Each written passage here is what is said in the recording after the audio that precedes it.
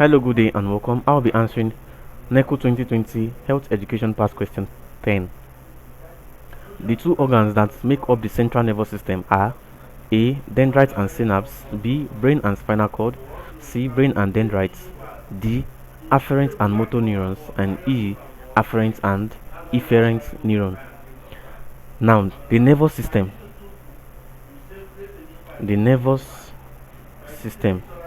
is divided into two.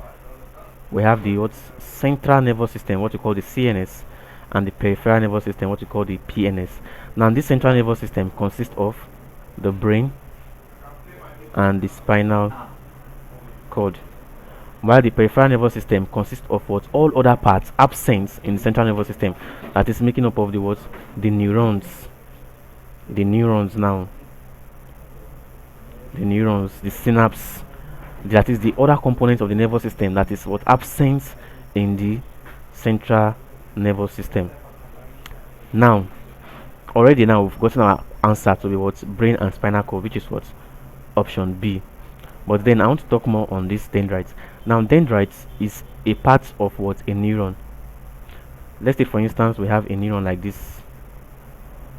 Let's say, for instance, this is a neuron.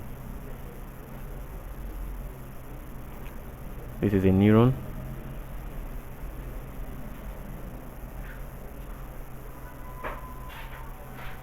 Now, this is the cell body. Now, these are the dendrites. This one I'm drawing now are the dendrites. The dendrites are branch processes that transmit impulses to the cell body.